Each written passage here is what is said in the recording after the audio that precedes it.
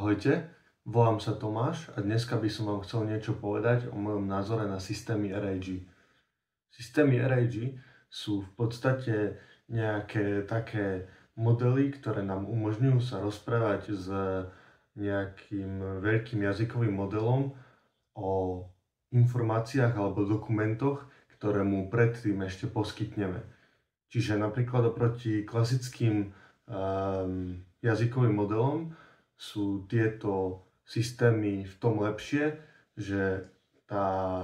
ten jazykový model má reálne dostupné aj nejaké nami požadované informácie, ktoré mu vopred poskytneme. Fungujú nejako takto, že najprv nahrajeme nejaké dokumenty, ktoré sa pomocou nejakého menšieho systému spracujú a potom, keď dáme nejaký prompt tomu jazykovému modelu, tak ten jazykový model pomocou toho nejakého systému na spracovanie dát si pomocou nejakých tých slov, pomocou toho, čo sa pýtame jednoducho, sa bude snažiť vyťahnuť nejaké relevantné informácie z našich dokumentov, ktoré sa potom vrátia a veľký jazykový model potom odpoveda na základe nášho promptu plus ešte s daným kontextom. A tak dostaneme nejakú odpoveď, ktorá, ak sa pošťastí, tak bude aj nejako správna. Lenže problém je, že stále je ten kontext poskytovaný jazykovému modelu len ako súčasť toho vstupného promptu. To znamená, že ten jazykový model si síce vyberá možno lepšie z nejakého kontextu a tak,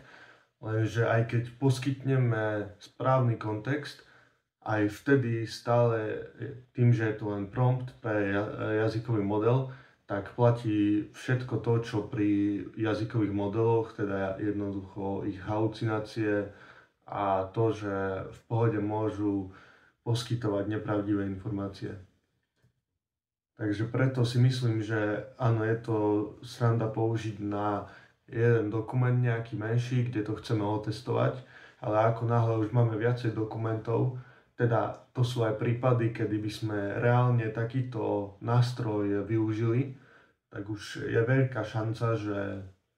ten RAG systém jednoducho nenájde to, čo my práve potrebujeme. Takže ja si myslím, že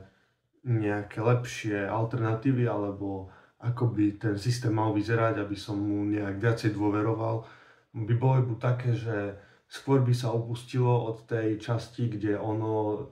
ten jazykový model odpoveda priamo, ale skôr by možno len tak odpovedal, že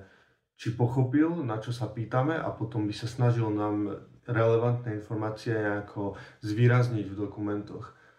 Alebo potom ešte by sa muselo nejak viacej pracovať na nejakých nástrojoch, ktoré by fungovali spolu s tým veľkým jazykovým modelom na to, aby nám extrahovali nejaké relevantné informácie. Tak ako napríklad teraz má ChatGPT pripojenie na Wolfram Alpha, kde keď chceme niečo vypočítať, tak ChatGPT miesto toho, že by to sa snažilo vypočítať samé, tak